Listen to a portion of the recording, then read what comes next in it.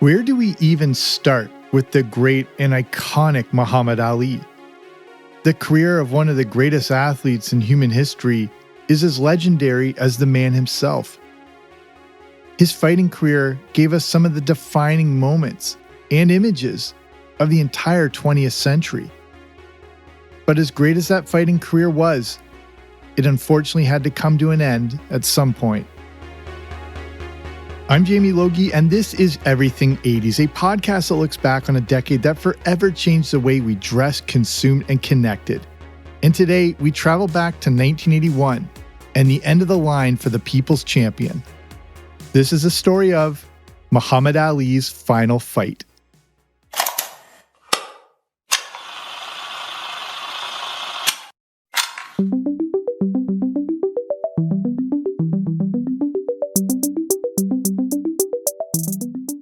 I'm unfortunately not old enough to remember the heyday of Muhammad Ali's incredible boxing career, but I did get to relive it through my dad, who was a huge fan. So, as a young kid in the 80s, I was very aware of the boxing career of the individual that absolutely mesmerized me. Muhammad Ali wasn't just a great boxer, but a genuine entertainer. His rhymes and trash talking made him a larger-than-life figure to me and many people. Growing up, I loved pro wrestling, and the old footage of Muhammad Ali seemed right out of the world of professional wrestling. In fact, Ali says he based a lot of his persona on an old pro wrestler named Gorgeous George. My dad used to play me old VHS tapes of his fights and press conferences, and he seemed like Hulk Hogan or Roddy Piper before those people were even doing sports entertainment. Stay tuned for more on that pro wrestling connection a little later on. But it wasn't just talk. The power and ferocity of Muhammad Ali in the ring was astonishing and almost frightening. The same man who was jovial and playful before the fight seemed like a genuine warrior when he stepped into the squared circle. Ali's power, speed, and agility made him seem superhuman. Opponents often couldn't land a clean shot before getting hit with a barrage of jackhammer-like punches. Ali's big fights were more than fights. They were events. After turning pro in 1960, Cassius Clay, as he was then known, eventually faced heavyweight champion Sonny Liston in a 1963 title fight, which Clay won at just 22 years of age. Fights against Floyd Patterson followed, leading Ali into a rivalry with Joe Frazier. Their first fight was called the Fight of the Century, followed by a second one. Then there was the famous Rumble in the Jungle, pitting Ali up against George Foreman, which Ali won by knockout. In 1975, a third bout against Frazier was dubbed the Thrilla in Manila. Ali won that fight by TKO in one of the most astonishing bouts in boxing history. As we get into the later 1970s, Ali continues to fight and also appear in some more entertainment endeavors, including an appearance in the then Worldwide Wrestling Federation and a confrontation with Gorilla Monsoon. Also, in 1976, Ali appeared in a hybrid boxing-wrestling match against the legendary wrestler Antonio Inoki, which, according to the Japan Times, was watched by 1.4 billion people worldwide. Ali continued to perform in some exhibition fights and in 1977 continued to defend his title. In 1978, an older Ali lost a split decision to a younger Leon Spinks. Then, in 1978 as well, Ali won back the title in a rematch with Spinks. In 1979, Muhammad Ali announced his retirement, but he soon changed his mind, deciding to fight Larry Holmes in October 1980. As we enter the 1980s, Ali is still training hard and in pretty great shape, but his age is catching up with him. Ali's skill was still there and he could still float like a butterfly and sting like a bee, but had become noticeably slower in the ring. For the Larry Holmes fight, Muhammad Ali was now about 38 years old, and this age was a real factor. This was also around the time when Ali began to exhibit some issues, including slurred speech and tingling in his hands. Despite this, Ali fought Holmes in a fight that was tough to watch. Ali looked in pretty good shape and had trained hard, but couldn't match up to the power of Larry Holmes. After just the first round, Ali looked like his heydays were officially long gone. Sports Illustrated said of that fight that Ali was, quote, like a Ferrari without the engine. It was called the last hurrah, but it was also known as the fight that should have never happened. But Ali, ever the warrior, battled throughout until his trainer, Angelo Dundee, stopped the fight. This should have been the end and Muhammad Ali's last professional fight. But there would be another. And before that even happened, Muhammad Ali continued to box in some exhibition fights. Barely 3 months after the Larry Holmes event, Ali faced Kaur Singh in a 3-round bout. And then just 4 days after that, fought former WBA heavyweight champion Jimmy Ellis in India for 5 rounds in another exhibition. This takes us into the fall of 1981, when rumors of another Muhammad Ali fight began to circulate. After all of the fallout from the Larry Holmes fight, Ali surrendered his boxing license to the Nevada State Athletic Council.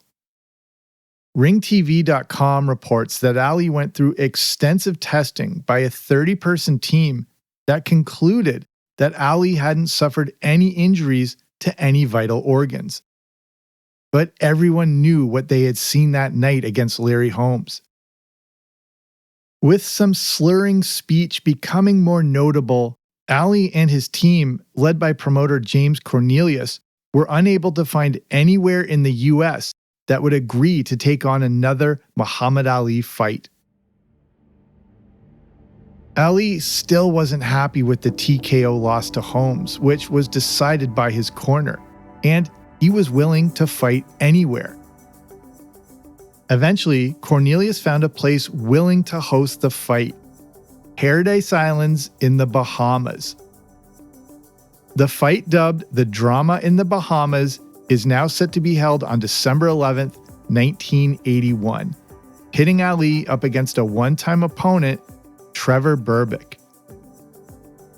Berbick, about 27 years old at the time, had a 19-2-1 record and in his prior fights had knocked out several opponents in the first round. Berbick was a legitimate opponent, but had also lost to Larry Holmes. How would the 39-year-old Ali do against the younger, faster, and stronger Berbick? The wheels are in motion for this big event, and it didn't take long for the problems to begin. The drama in the Bahamas was to take place at the Queen Elizabeth Center, but this really wasn't a specific boxing venue, or even finished for that matter. The center was actually a converted baseball stadium and was still under construction leading up to the fight. And there were other problems. A December 1981 New York Times article reported that James Cornelius, the man in charge of promoting the fight, actually had no background in boxing promotion. Sports Internationale Limited, the new name of the company promoting the fight, was already running low on money, and other boxers on the card were threatening to pull out. In the days leading up to the event, some fighters were even locked out of their hotel rooms, as the hotel wasn't sure that the rooms could even be paid for. Issues over the money threatened to derail the entire event right up to the show. At the official weigh-in, Trevor Berbick realized he wasn't going to get all the money promised and announced, quote, "I want all my money before I fight," unquote. The New York Times reported that Berbick had already received around $100,000, but was still owed $250,000 by the time he got there. If the money issues weren't enough, logistical problems at the venue also threatened to derail the event. The drama in the Bahamas started an hour or so late because no one could find the keys that unlocked the main gates. And then, officials couldn't locate any water, or gloves, or a ring bell. According to Ring TV, there were only 2 pairs of gloves available for the 5-fight undercard. But somehow, the card managed to get underway, and eventually, thousands of people filled the converted stadium.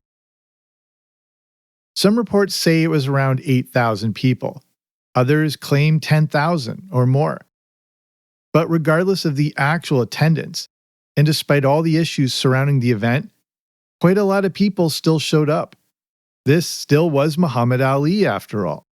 People still wanted to get a glimpse of the legendary champion. It's now just an hour before the main event, and Trevor Berbick refuses to go on because he wants the balance of his money owed. Eventually, the officials of Select TV, the TV promoter of the event, guaranteed he would get it. As Muhammad Ali makes his way to the ring, chants of Ali echo throughout the stadium. The commentators note that hearing those chants make it feel like old times.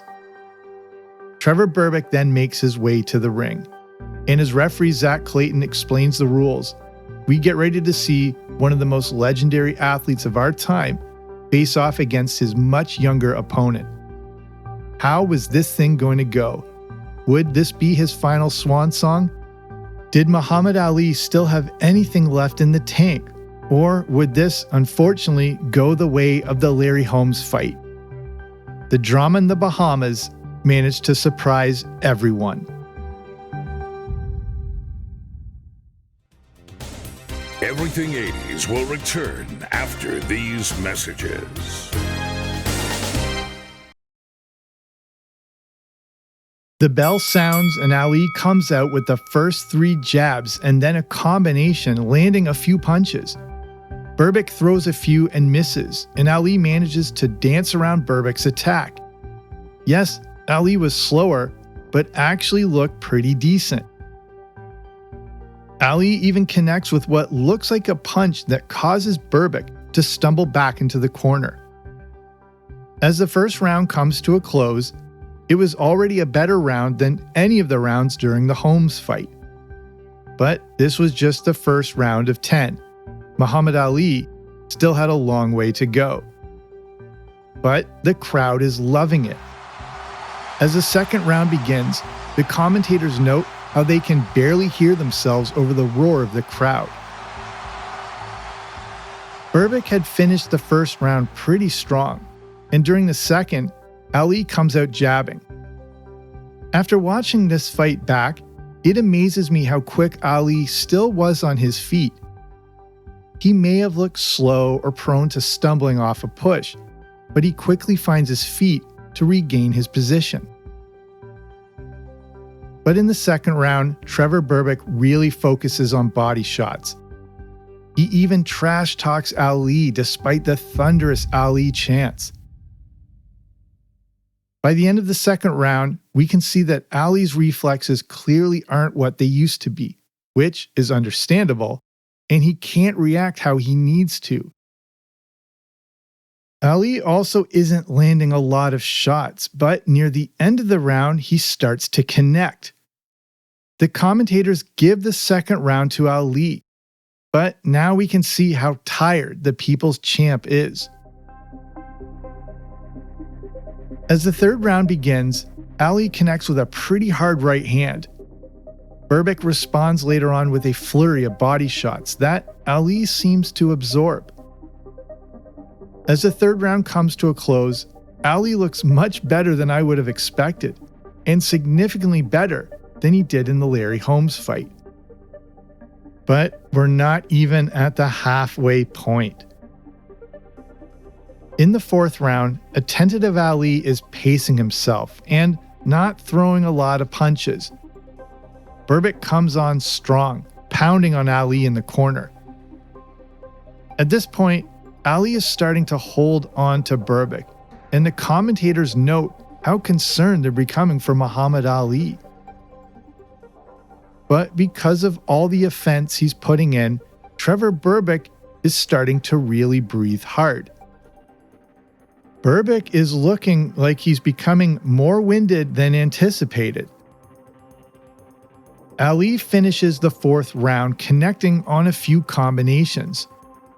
He's still hanging in there.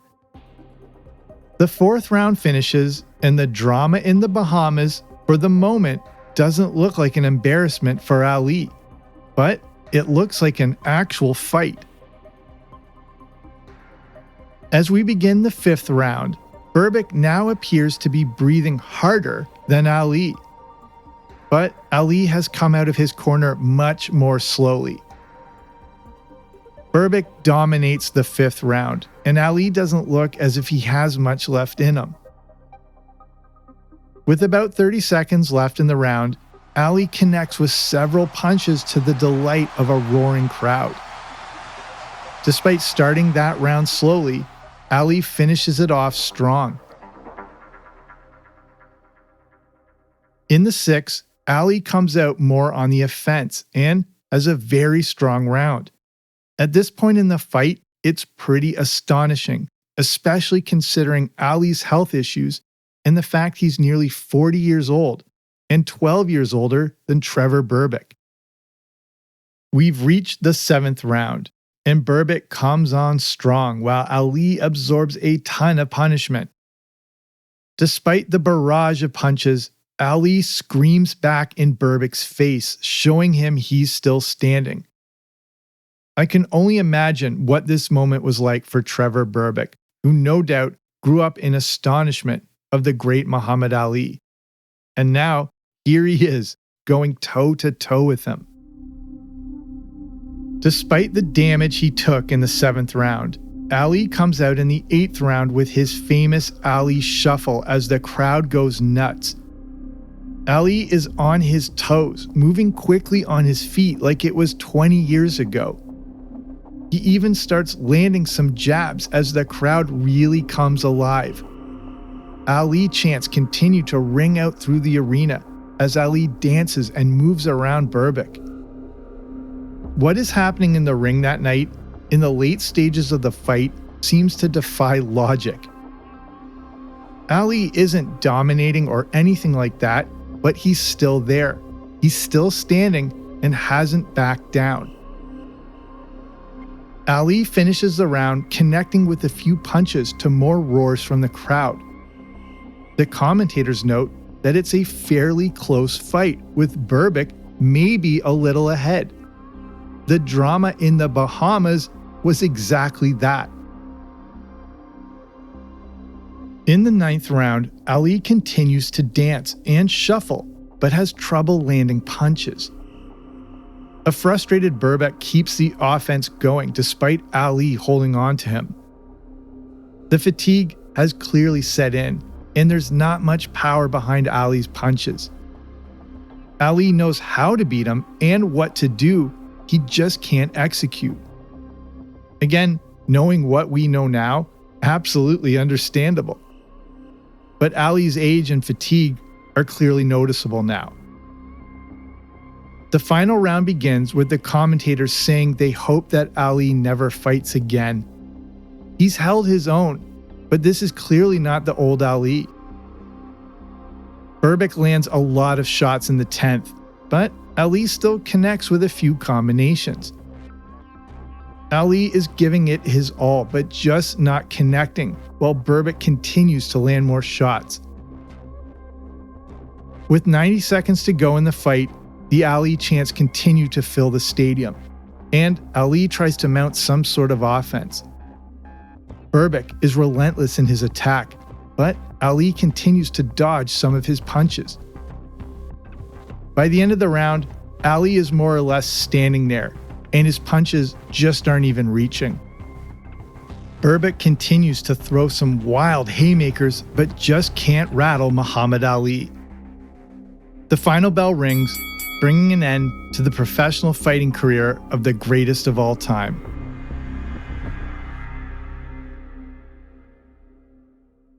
Two judges score it 99-94 and the other 97-94 in favor of Trevor Berbick. It wasn't a surprising result, but a fight much closer than it had any right to be. Yes, Ali wasn't his former self and exhausted, but you can't say that he was embarrassed. He didn't get knocked out in 30 seconds, there wasn't a TKO, the corner didn't throw in the towel, and it's important to note, just like in the Larry Holmes fight, Muhammad Ali was never knocked down, not even once.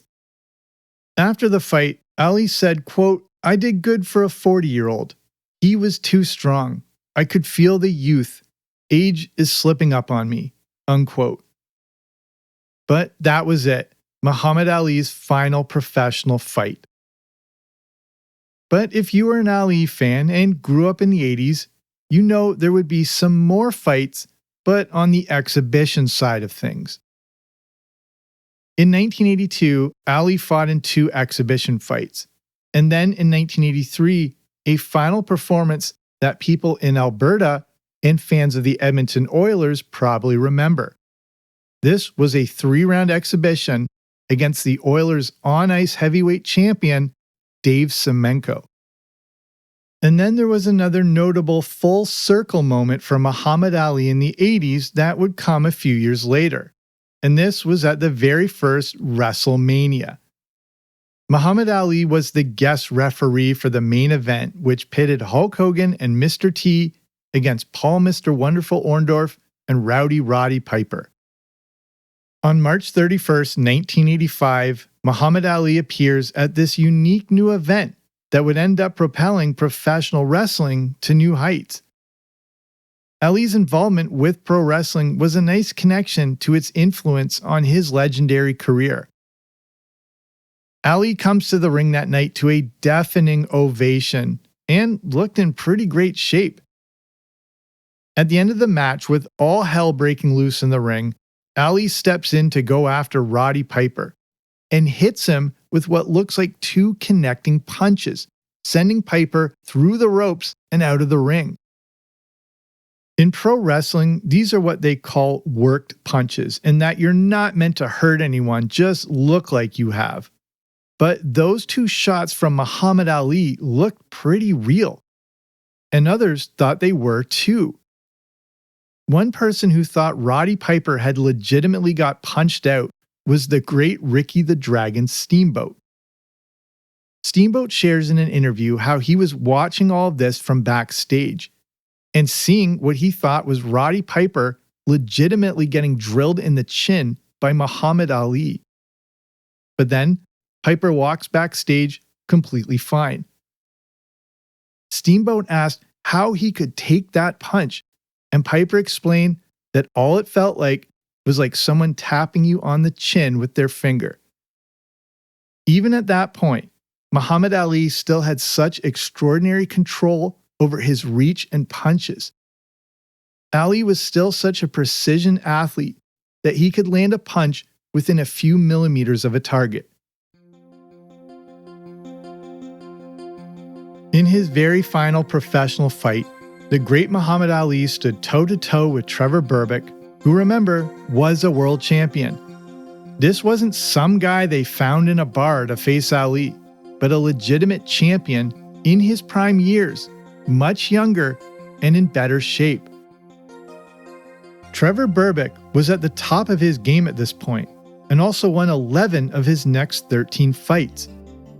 Berbick also won 9 straight before losing in 1986 to the new dominant force in boxing, Mike Tyson.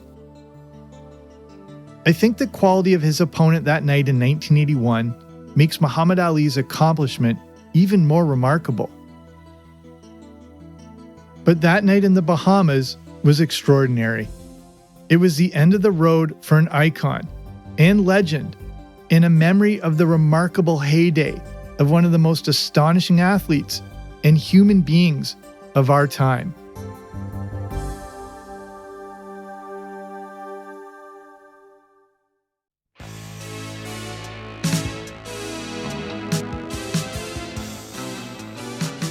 So that's our show. Thank you so much for listening. And if you like what you heard, there's more where that came from.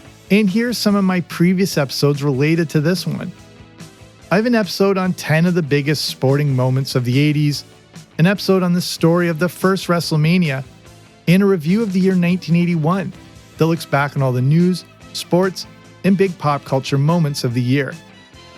But then there are also a ton of other episodes for you to dive into. If you haven't already, be sure to subscribe to the Everything 80s podcast wherever you listen to podcasts so we can relive the greatest decade together. So I want to thank you for listening, and whether this is the first episode you've heard or you've listened to all of them, thank you for being a part of Everything 80s. So that's it for me. I'm Jamie, this has been Everything 80s, but I'll be back soon with a new episode. Don't you dare miss it.